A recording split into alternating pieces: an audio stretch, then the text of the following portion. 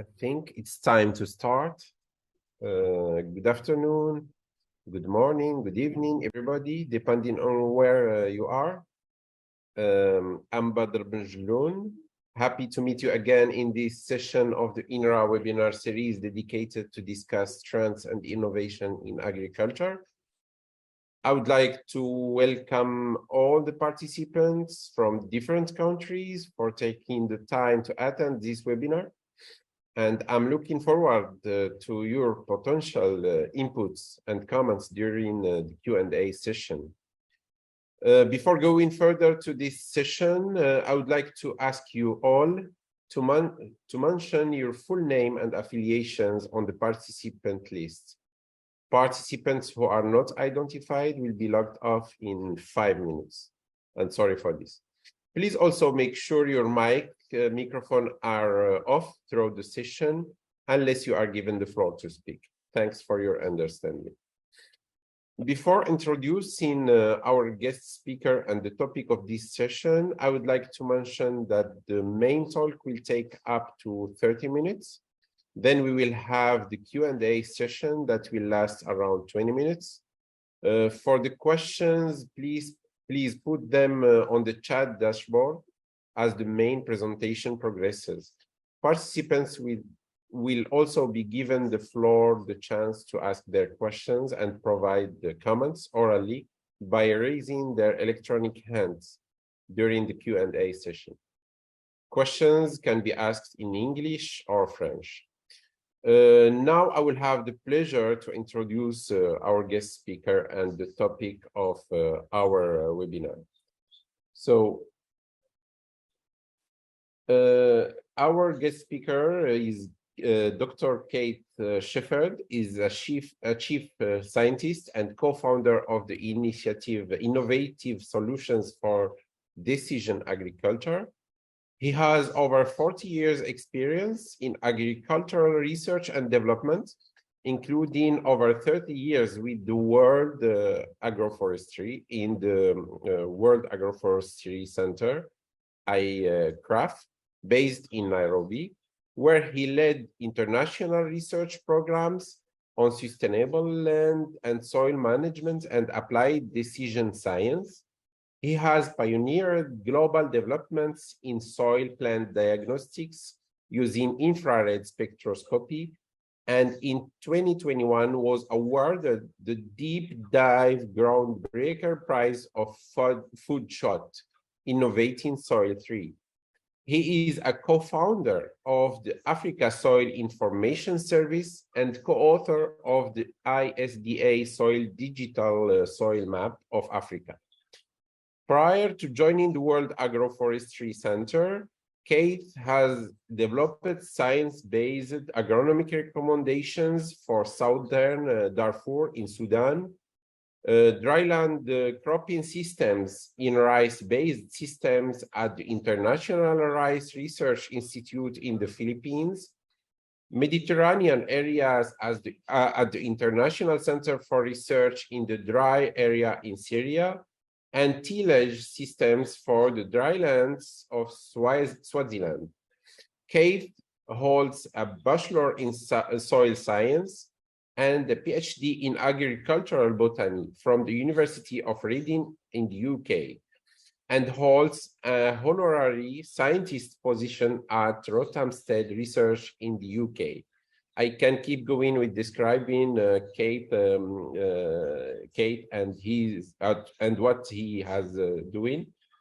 Today he will, but I will make it short like this. Today he will give an overview of the application Virtual Agronomist. The title of his presentation is Virtual Agronomist, the AI Copilot for every farmer.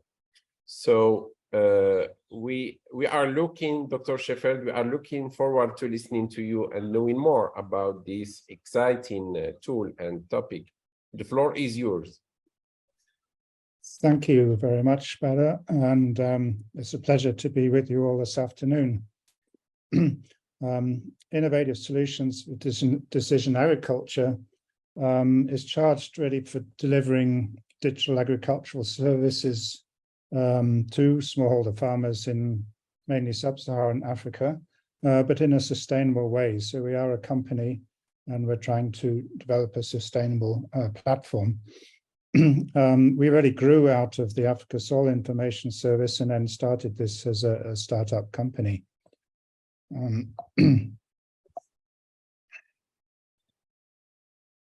So our vision is to provide tailored advice for every farmer to sustainably increase profitability and yields for African farmers, particularly smallholder farmers. Our approach is to take the best technology and agronomic knowledge and bring this to farmers at the last mile, deploying it in real-world situations, and partner with those already providing services to smallholders, such as input, supply, credit, offtake, and so on. As you're all well aware, that Africa is still waiting for a green revolution. The low yields are causing food shortages, poverty, and loss of biodiversity as more and more land is being cultivated for agriculture. But we know agronomically we can at least double yields across the continent by improving soil fertility and crop management with farm-specific advice. But existing solutions now fail to deliver at scale. Particularly extension services are overstretched. In many countries, there are thousands of farmers per one extension agent. Some countries are actually stopping their extension investment in their extension services. Lab or soil or plant testing is mostly beyond the reach of smallholder farmers. And current advice is very much blanket advice, which has limited value in the diverse situations of smallholders. And I would just like to emphasize that last point further. On the right here, there's a map of a farm that a farmer drew himself from a smallholder farm, 2 hectares in Western Kenya. And he drew the different fields on his farm and showed the different inflows and outflows of nutrients for each field.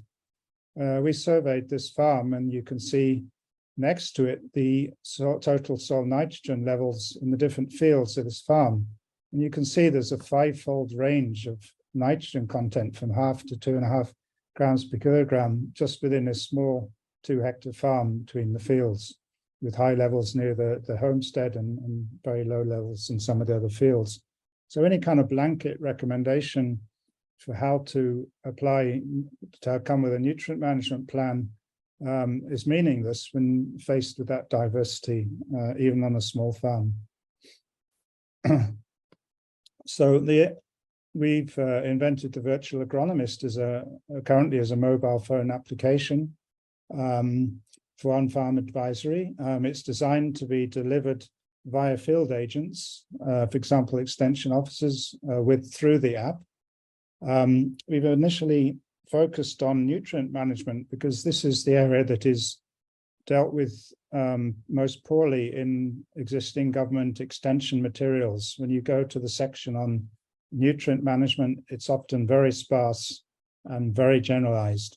And the second area we focus on is diagnostics, to try and find out why farmers are not getting better yields. What do they need to do to better their yields, particularly once they put in the nutrients? We emphasize risk in the sense that we represent uncertainty in our inputs and outputs. So I'll explain that more in a moment. We're building our own systems so they're readily deployable in new scenarios. And we've already calibrated our platform for a range of crops, which you can see here from barley through to sunflower. And we can easily extend to other crops depending on demand and easily customize it for features that people would like to see included. Yeah, you can see on the left there the sort of entry point to our app. So the idea, it enables field officers to provide the value of a trained extension agent or agronomist. And we synthesize knowledge from a range of sources, from continental databases, for example, soils databases, farm level data from farm level surveys, global scientific knowledge, local expert knowledge. And we assemble all this knowledge into sort of rule-based, probabilistic rule-based models, which are coded as Bayesian networks. So each variable is represented as a probability distribution, and that's carried through into the output. So we see the distribution in the outputs as well. So we represent the uncertainty in costs and benefits of growing the crop. And we deliver this commercially via offtake aggregators mostly at the moment. So we train their extension officers to use the app and deliver it to farmers. So a farmer registers using the app, you register their field, that location is logged, and then we ask them various questions to help give them the advice, and it downloads data from soils data as well. So we start by asking questions that try to establish a realistic target yield for that individual field or part of a field that the farmer is getting advice for. So we ask questions about, what is his current yields, what are the best farmers in the area getting, the soil and crop management history. And this way we can set a yield target for the farmer that he can aim for, which is a reasonable jump up from what he's getting now, he or she, and is not too much of a stretch. And we also take into account farmers' risk attitudes, so farmers can adjust that if they can't afford the recommendation, they want to be less risky or more risky, they can adjust that. So simple questions asked to the farmer, and it's interactive in the sense that farmers can ask what-if questions. So they can say, well, if I apply more manure, how would that affect my fertilizer recommendation? You can see here on the right a table showing how much we would recommend base oil and top dressing fertilizers for the target yield that we're suggesting. And you can see the manures in there, 1,000 kilos per field, which is what they said they would apply. It costs it out and so on. And then we give a choice here of number of basal products, because sometimes applying more than one basal products gives a better result in terms of lower cost. And this, we have a fertilizer kind of optimizer in there, which chooses between available fertilizer products that are available in the area to give the closest match to the nutrient demand of the crop at the lowest price. So we initialize these models for specific geographies using local data on prices and farming systems. We also include in-season monitoring and diagnostics. So, for example, we'd ask farmers to score their emergence, a crop emergence, and then we ask questions to help them diagnose if they didn't get a good emergence, why not? Was it they planted too deep? Was the seedbed quality not good? Was it a damping off problem? Try to diagnose, was it a soil capping problem? So we'd systematically get them to diagnose what went wrong with, and we have a whole series of those diagnostics through the season. I mentioned that we initialize these models, and often, there isn't much local data available, survey data. Typically, there isn't. So we elicit information from local agronomists and extension officers. So, for example, if we want to know what the best yields farmers are getting in this area for a given crop, we can ask them, well, what's the most common yield farmers are getting? And they might say 3 tons per hectare or per acre, whatever units they use. And what would be the sort of a low value, what would be a high value? In fact, just from those 3 central points, we can then construct a probability distribution.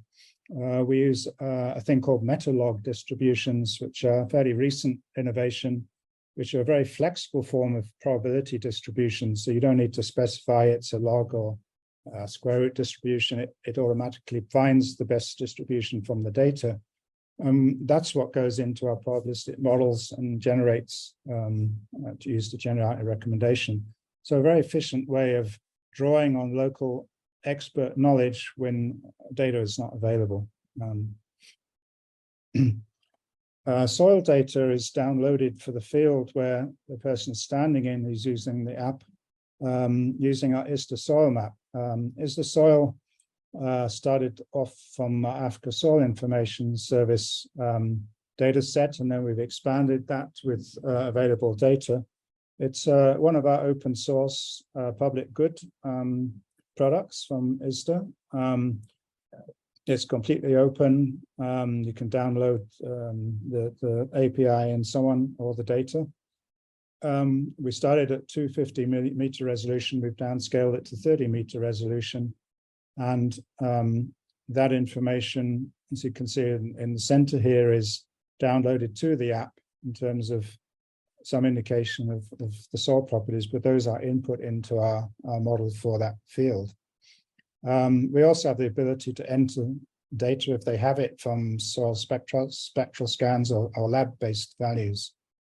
I'll make a little bit of a aside here to tell you a little bit about some of the work we're doing on the global front with soil spectroscopy. This is an area that I've dealt with for many years. I set up the soil plant spectral diagnostics lab at ICRAF, and then helped many national institutions adopt the technology. But we've taken this to a global level.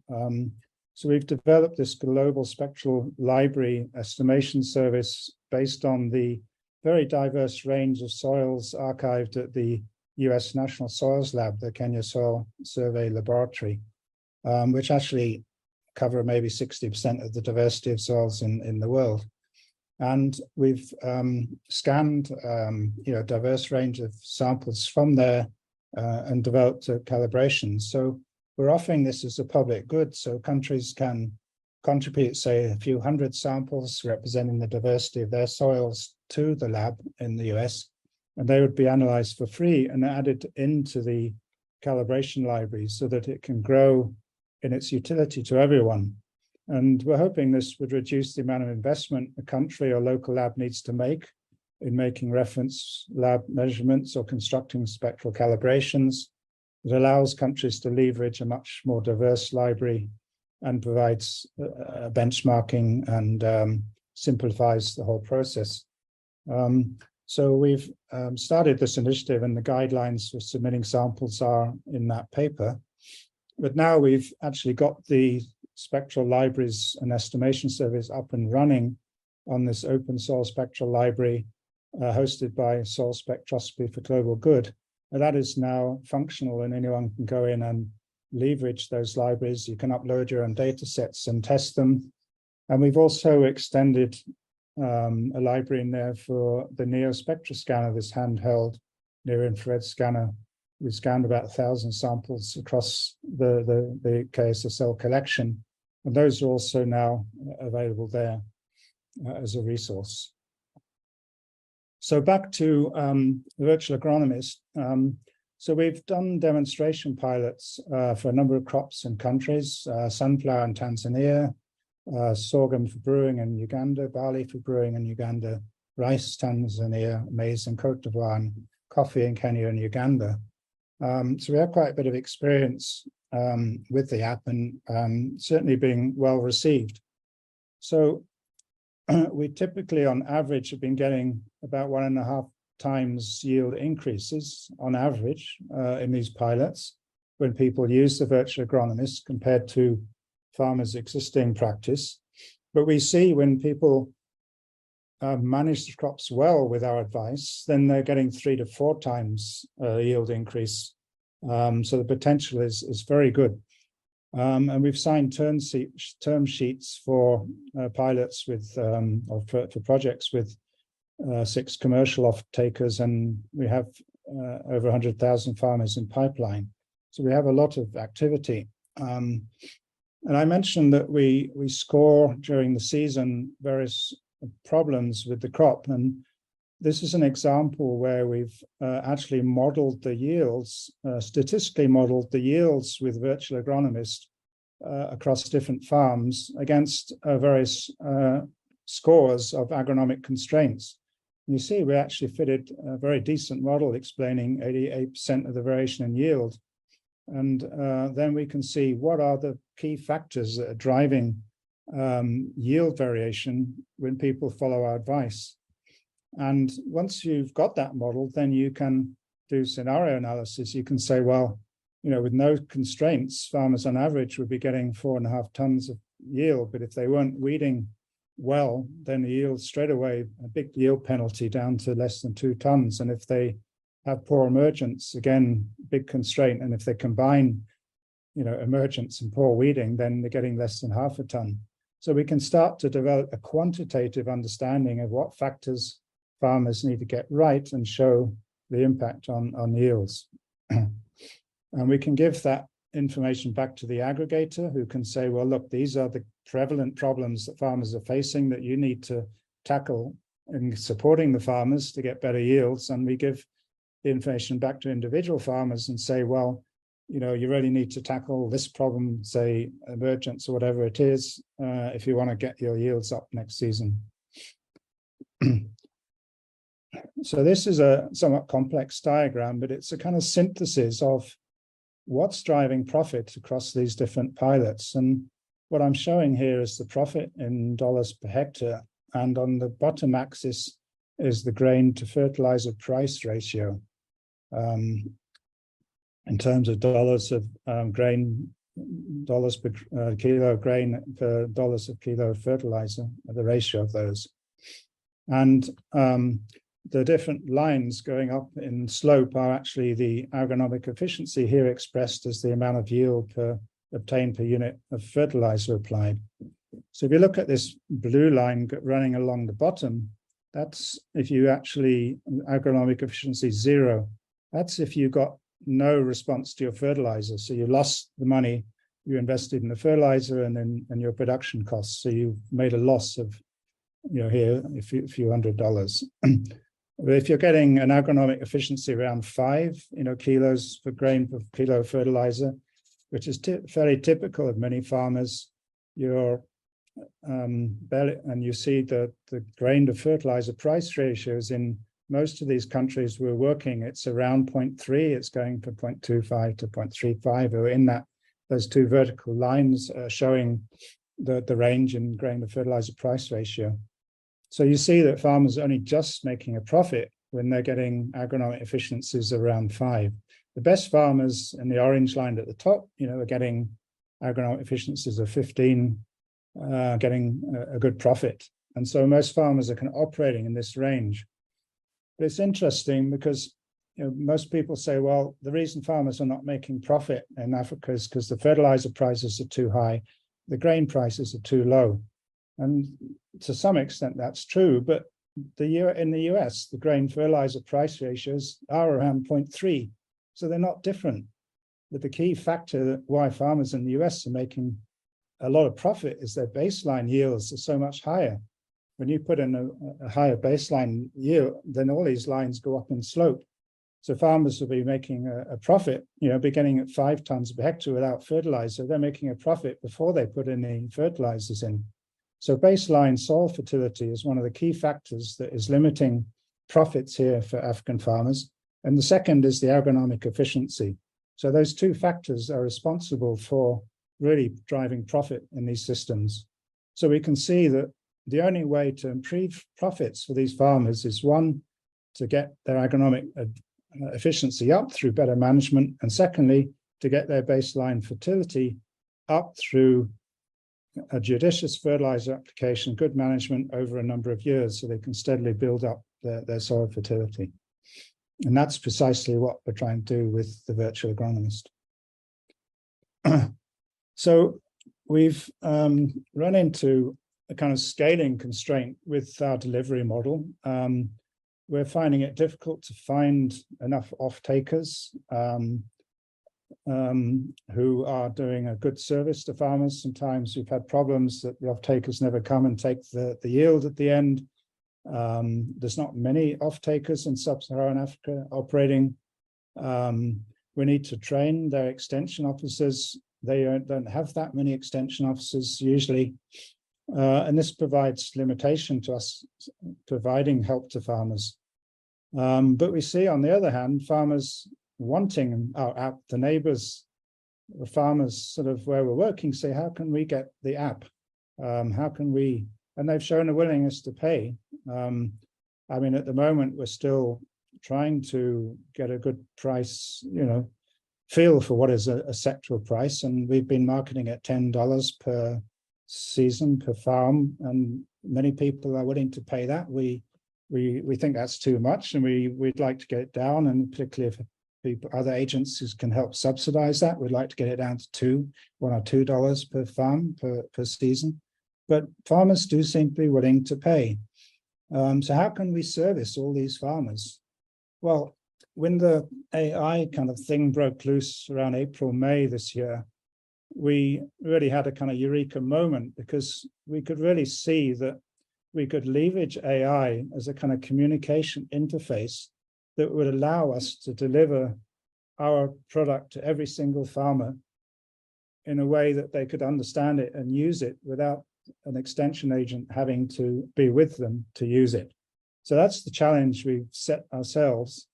So the AI is first and foremost a way to ease the communication between our app and the farmer. And we're delivering it through WhatsApp, which is what we found is that farmers are routinely using WhatsApp as a communication tool amongst themselves. So everyone's familiar with WhatsApp. So now all you need to do, the farmer just needs to dial our WhatsApp number, register. They can stand in the field or log the corners of their field, get the field area location, and then they're off with equivalent to our app version, but actually delivered through a chatbot virtual agronomist. So what we're doing is actually building in a lot more than we have in our app version. We're trying to build it as a co-pilot concept, which holds the farmer's hands through the season. So it starts off saying, well, what crop are you growing? Or even this is a nutrient management plan. Then what variety, help with what variety to grow, given perhaps what kind of pests and diseases they're facing, yield levels. When they come to crop emergence, we do a diagnostic on what's happening there. Then we have pest and disease scouting and monitoring through the season. So we have questions that allow farmers to diagnose what the pest and disease problem is and what they can do about it or other problems. And then weed control through top dressing through to harvest to measure the yields and so on. So we actually have prompts that say to the farmer, well, now it's time to thin the crop. Now you should be looking at weeding and so on. And we're also leveraging this through lead farmers, because not all farmers have a smartphone, of course. And but lead farmers are often helping other farmers. So we're also developing a model where lead farmers act as an agent and can make an incentive from have an incentive, a monetary incentive for helping other farmers to deliver this to their fields. So what we're aiming for is that any farmer anywhere with any crop in Africa could get this advice in a way they can understand it and use it. And then we're also leveraging the ChatGPT engine that farmers can ask other questions that are not in our structured questions. So they could ask any kind of question. And what we're doing is sort of using curated databases of agronomic knowledge. So it doesn't go onto the web and then make up things, but it's restricted to what we consider as reliable agronomic databases. The advantage of the chatbot is also the AI chatbot is, if a farmer doesn't ask a question correctly or doesn't understand something, they can ask and get an answer. If they don't know what a legume is, or could be anything. So this is what we're doing now. We are about to pilot an alpha version of this at the end of this month in Zambia with farmer groups and farmers there. So this will be a tremendous learning experience for us to see how it's being received, what farmers are struggling with, how we can improve the communication.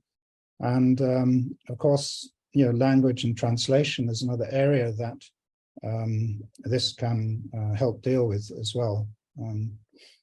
So I'm going to stop there and invite questions, but this is pretty much an overview of our journey and where we're at now. So thank you. Yeah. Thank you, Dr. Keith, for this nice overview of these tools. So Dr. Keith presents the virtual agronomist app interface and its component at the beginning. He also showed how it helped to increase yield in many countries and in a few plants.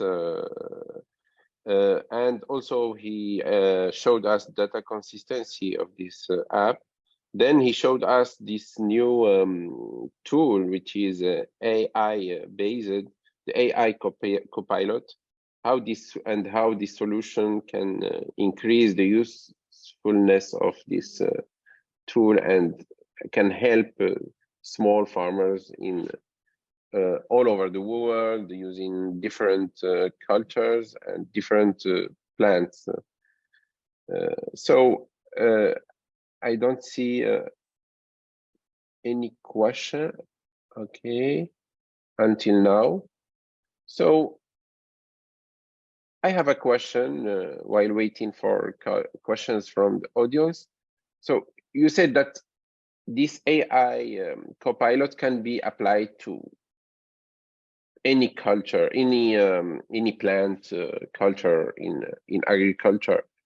So right now or until now, which cultures, yeah, that can be strange, it was applied or you helped farmers with this? Yeah, so if I can just go back to the slide there. So we need to initialize our model in a given country and geography to make it applicable. But what we're doing is following opportunities. So where there's an aggregator or someone amalgamating farmers together, we work through them so we can work through those structures. So yeah, these are the countries and crops that we've been doing, or we're working in Zambia now with maize and soybean as well, and Ghana with soybean, in addition to what I'm showing here. Now, what we're doing is really responding to demand. So, if we have large numbers of farmers with some sort of structure there, we can deliver through growing another crop. We can then develop the models for that crop quite quickly and initialize that model for that geography. So at the moment, we're working in, I don't know, 7 or 8, different locations, countries, and crops, but we can readily expand that according to demand. So what we're doing is testing the Copilot through the aggregators and networks that we've already worked with the app version. And the idea is that we grow out from there and see how we go. Yeah. Oh, perfect. And it was mainly about fertilization and diagnostics of disease. This is what I understood at the beginning, yeah? And then can you apply it to other questions like irrigation, for example, in some cases or something like this, or? Yeah. So far we've put in the Copilot, we've got lots of additional tools like, when to plant in terms of using downloaded, weather forecast data, what variety to plant. We're kind of assembling all the available varieties in a country and then their scores of which pest diseases they're resistant to. So farmers can say, well, I'm in a lowland environment and I need resistance to stalk borer and ear rot or something, and then we'll show, well, look, these varieties would meet those criteria, and then guiding them through nutrient management planning, thinning, weeding, pest disease monitoring, top dressing, fertilizer through to harvest, timing of harvest and harvest. Now, other features, and also Know Your Soil. I'm doing one at the moment called Know Your Soil, which gives you information on your soil, its constraints, also some advice on soil conservation measures. But if there's other things which, there's a demand for, like I mean, at the moment, we're not dealing with many farmers that are dealing with irrigation, but we would simply build it in.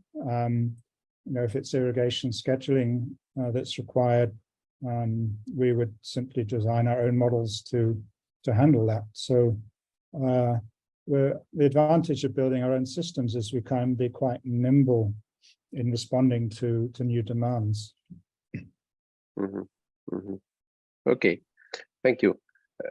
There is actually two questions from Dr. Yassin Bouslihim, who is a researcher at INRA, Morocco.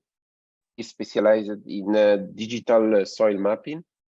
The first question, in the market, there are products like the soil care scanner and other similar scanners that utilize spectroscopy to estimate various soil parameters. What is your opinion on the applicability of these scanners directly on different soil? He's talking about our soils in Morocco, especially given that their databases do not contain information pertaining to Moroccan soils. The second question, would you like to answer the first one and then, or I will say the second one also. Regarding spectroscopy, they have retained soil samples for 2 or 3 years, which have already been analyzed for different soil parameters. Can he leverage these samples with spectroscopy to construct predictive models, or is there a necessity to procure to have new samples? Yeah. And he thanked you. Yeah, thank you. So the kind of AgroCares and the NEO Spectra scanner is very similar. The one that I showed in one of my slides.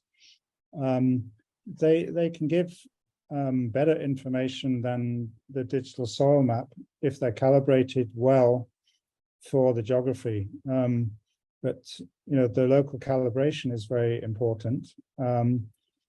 And they'll do very well for things like carbon, nitrogen, cation exchange capacity. They're not quite as good at estimating exchangeable phosphorus and potassium. Unfortunately, you're only getting kind of moderate, estimates of those at best. And so that is a bit of a constraint. So they have some value. I mean, the problem with the digital soil maps is that they tend to bias towards the mean. So they're quite good at giving you a kind of average value of what to expect in an area. But at the moment, they tend to overestimate low values and underestimate high values because there aren't so many training points at the extremes. And so that's where scanners can sometimes give a different benefit. If you really want to know is pH below 5.3 and we need to think about liming, then a scanner will, give you added confidence for an individual field, and whereas the soil map might give you a more generalized result, for the surrounding area. I think that's where their value come in. In terms of the value of existing soil samples, I mean, the biggest challenge we've found with this calibrations of spectroscopy is the variation in the laboratory reference measurements. I mean, we've shown in our paper that in that soil security that the variation in results coming from different labs is as high as the range of values you'll find in agricultural soils. I mean, it's quite variable. So this is why we've centered the global soil calibrations on the KSSL data, because they have extremely high quality control, and they have as a result, we've got the best calibrations I've ever seen anywhere.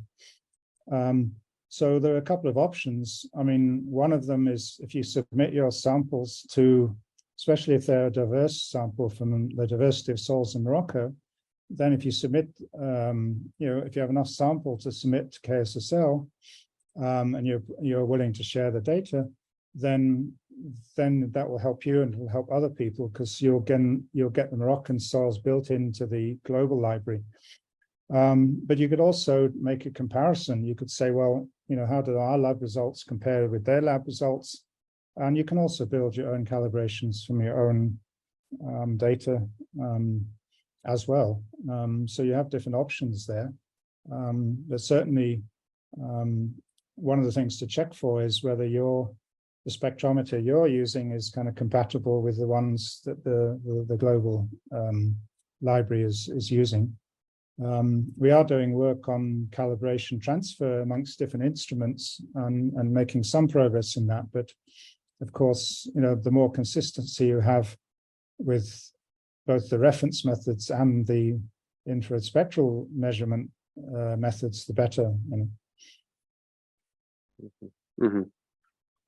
Thank you. There are other questions from the chat board. The first one from Zhor Abail from INRA Morocco. At the end of your presentation, it is stated to tailor advice, but still we do need actual soil analysis for specific plots to provide precise fertilizer recommendation. Most global data available for Africa are based on small sampling density. Also, the temporal variability would decrease the reliability of upscaling. How do you deal with this issue? Yeah. Well, of course, when you have no data available at all, then digital soil map data is better. And I think we've got all available data we can get hands on in the ISDA soil map. We have another batch of samples people have contributed, so we'll be making an update in due course, but also we have found some methods for reducing bias, which will give better results as well. And then, of course, a well-calibrated scanner will give you, a better accuracy. And then, of course, soil test done in the laboratory will give you still better accuracy if it's a reliable lab.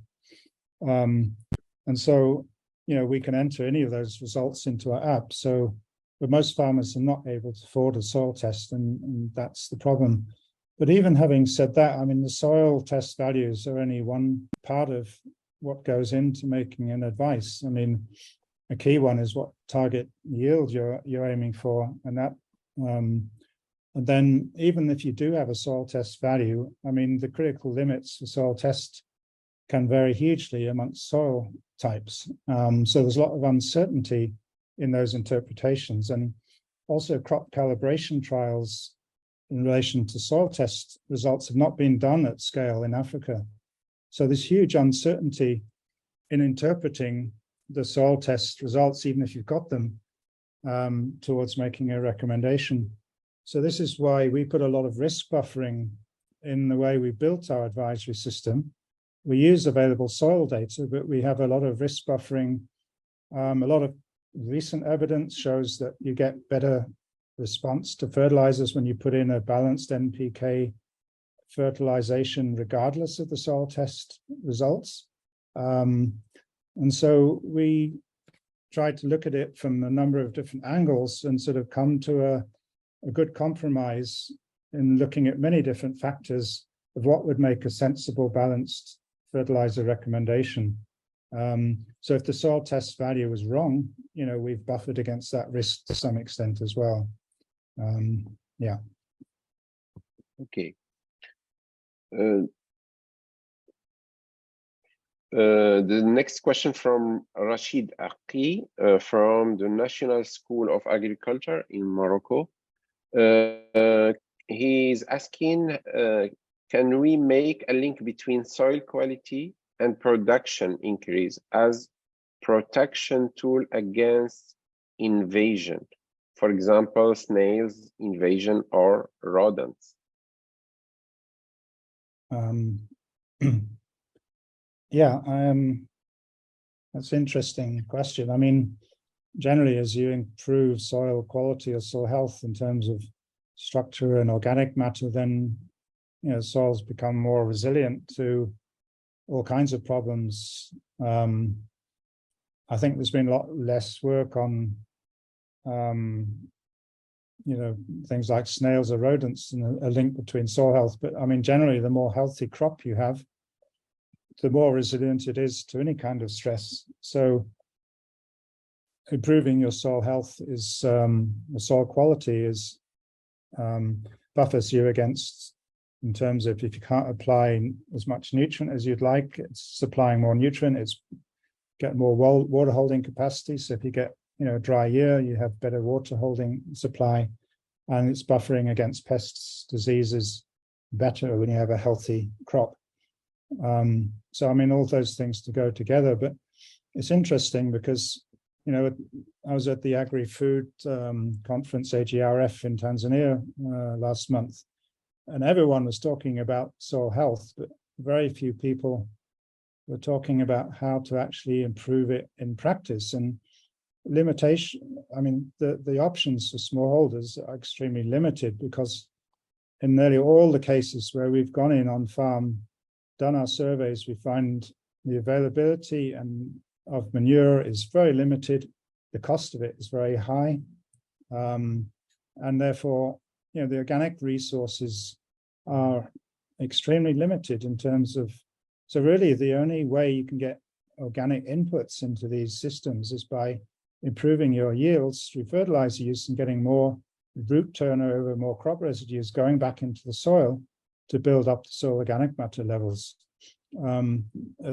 In the situations of most smallholder farmers are in, that is the only option really available to them. Of course, rotations and intercropping help, but I mean, it's basically getting the soil, the nutrient supply up with fertilizers to generate more biomass going back into the soil is really the only pathway to improving soil quality or soil health.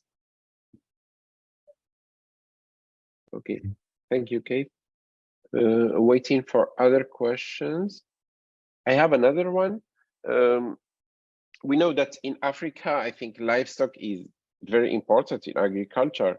Did you think about this component, how to, based on your experience in developing this tool, how to help in herd management of livestock or something like this?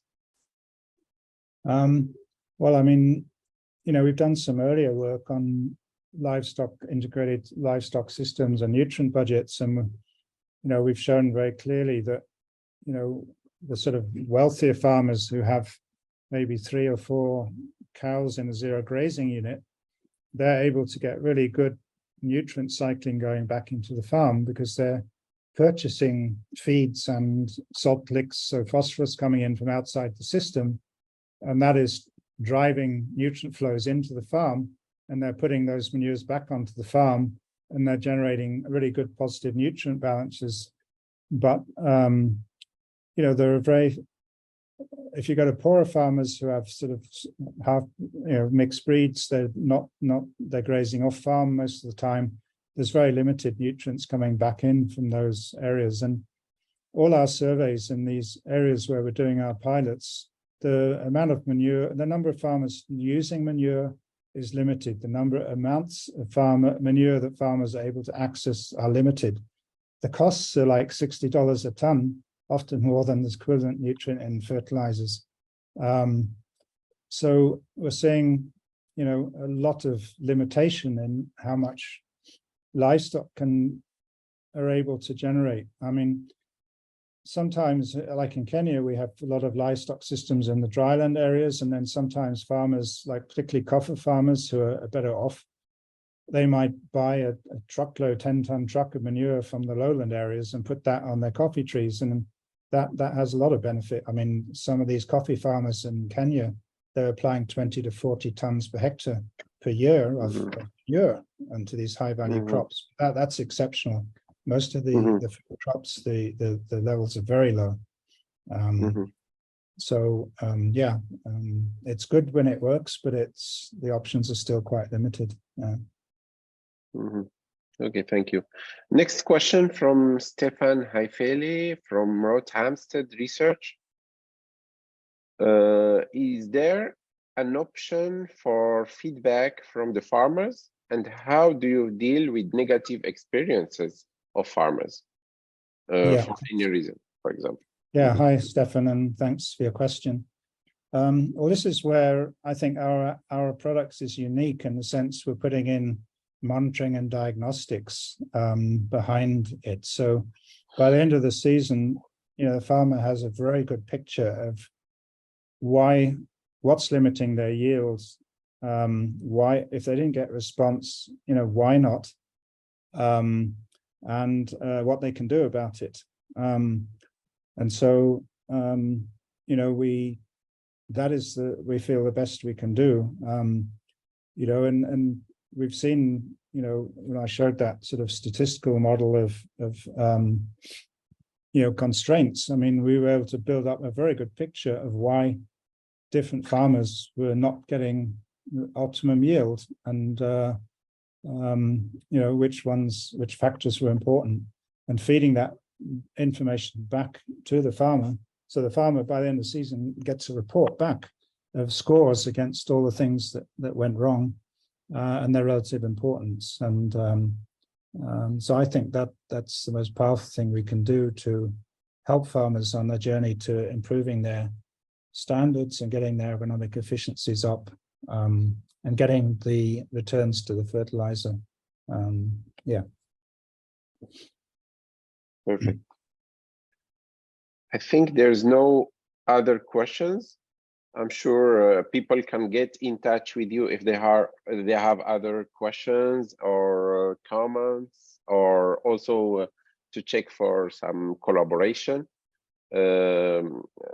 So I think we are moving toward the end of this webinar. By doing so, I would like to mention that to everybody, that when you leave the webinar, you will get directed to a survey. Please use it to provide us with your assessment of this webinar series. It will be helpful for future improvements. You can also request your certificate of attendance through this link. Also, speaking for myself and on behalf of the organizers, I would like to thank very much our guest speaker, Dr. Keith Shepherd, for his time availability in the preparation for today's webinar, and for sharing with us this information on this tool, this platform. I would like also to thank Dr. Fawzi Bkawi, the director of INRA, for suggesting such a great webinar. He has another commitment, otherwise he would like to participate today. My thanks go also to all the participants, and extends especially to my colleagues, Boutaina Abidou, who is taking in charge all this organization, Atman Batar, Tirazi, Nordin Bahri, and Abdelaziz Yasri, and all the scientific committee of the INRA webinar series for their crucial contribution in the organization of this series. Dr. Shepherd, would you like to say something before leaving, possible? Yeah, well, I would just like to thank yourself and your director for inviting me, and for organizing this. And it's been a pleasure to spend this time with you, and hope we'll stay in touch. Yeah. Thank you very much, and see you next webinar in a month. Bye-bye. Bye. Bye-bye, everybody. Thanks.